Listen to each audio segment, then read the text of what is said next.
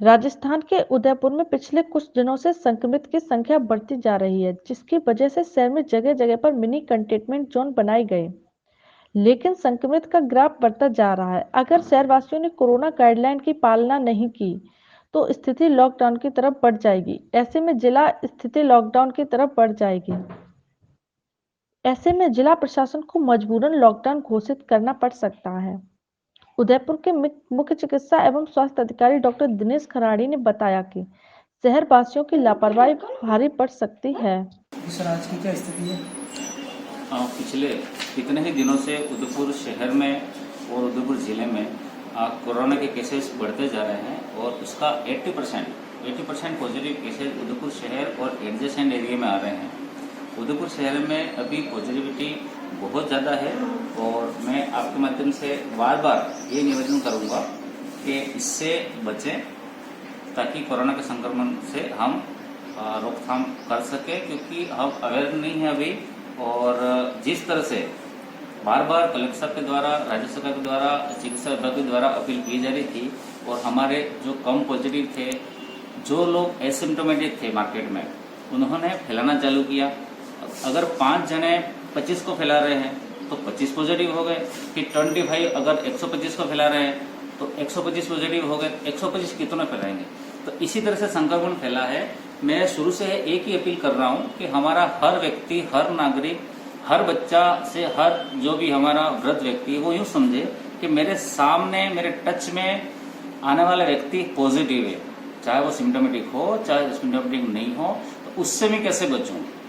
अगर मैं सब्जी खरीदने जा रहा हूं तो सब्जी खरीदते वक्त बहुत सारे लोग होते हैं।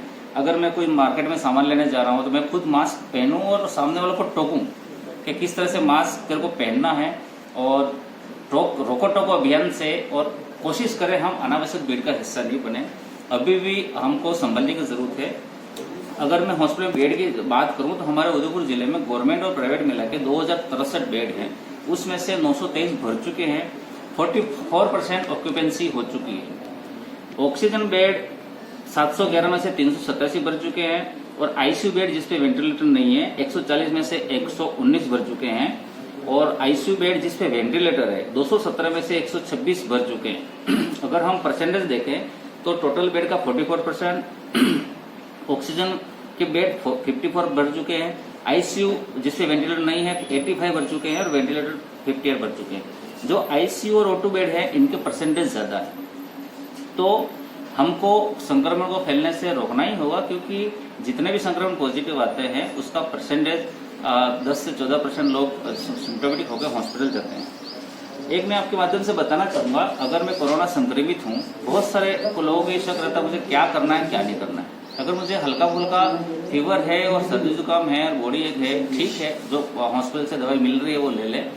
इसके अलावा अगर मुझे तेज बुखार है, 100 डिग्री ज्यादा कंटिन्यू 2-3 दिन हो गए तो मुझे सीटी कराना चाहिए। सीटी कराने से क्या है कि लंग्स में जो इन्फेक्शन है वो पूरा दिख जाता है। जो HRCT स्कोर होता है 25 बाय कितना है, 1 से 8 है वो माइल्ड होगा, 8 से 15 अगर स्कोर आता है तो वो मॉडरेट होगा और 15 से ऊपर है वो सीवियर होगा। हम होम डे केयर पे भी रेमडेसिविर इंजेक्शन लगा रहे हैं। अगर किसी को जरूरत है रेमडेसिविर इंजेक्शन की तो डे केयर पे भी लगा सकते हैं। कोई हाई रिस्क ग्रुप में इसका स्कोर अगर अबव 15 आ रहा है तो हर किसी को रेमडेसिविर की जरूरत नहीं, रेमडेसिविर की भी किल्लत है, जिसको जरूरत है वही लगाए। इसके अलावा हम बहुत जल्दी किस मेडिकल स्टोर पे कितने फैल रहे हैं वो भी लिस्ट जारी कर देंगे, ताकि जो कालाबाजारी हो रही है उस पर भी रोक लग सके।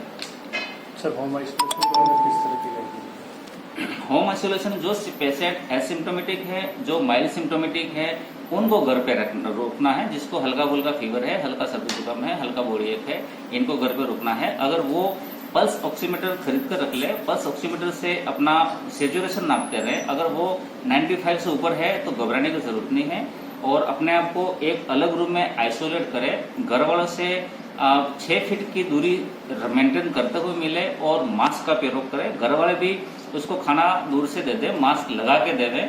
और अगर एक घर में 2 पॉजिटिव है तो दोनों एक रूम में भी रह सकते हैं। कहीं कि मेरे पास ऐसा क्वेश्चन भी आता है कि हमारे घर में 4 हैं, 4 कमरे में रहते हैं। ऐसा कुछ नहीं, अगर 2 पॉजिटिव तो साथ में रह सकते हैं, क्योंकि वार्ड में भी साथ में ही रहते हैं।